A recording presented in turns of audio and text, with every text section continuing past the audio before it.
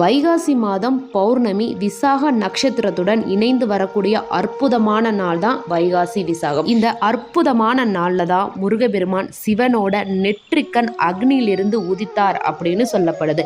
அதனால தான் கச்சியப்ப சிவாச்சாரியார் வந்தாங்கு உதித்தனன் உலகமுய்ய அப்படின்னு பாடியிருக்காரு. முருகப்பெருமான் அவதரித்த இந்த நாள் வைகாசி விசாகம் அப்படின்னு சொல்லப்படுது. இதே நாள்ல இன்னும் பல அற்புதமான விஷயங்கள்லாம் நடந்திருக்கு. அது என்ன அப்படின்றது உங்களுக்கு தெரியுமா?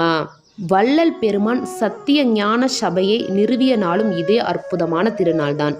இதை தவிர நம்மாழ்வாருடைய அவதார தினமும் இதே அற்புதமான வைகாசி விசாக நாள் தான். புத்தரோட அவதார தினமும் புத்தர் ஞானம் பெற்ற நாளும் இதே நாள் தான். அது மட்டும் இல்லைங்க, அர்ஜுனன் பாசுபத அஸ்திரத்தை வேண்டி தவம் இருந்து பாசுபத அஸ்திரத்தை பெற்ற நாளும் இதே அற்புதமான வைகாசி விசாக நாள் தான். இப்படி பல அற்புதமான விஷயங்களை தன்னகத்தே கொண்ட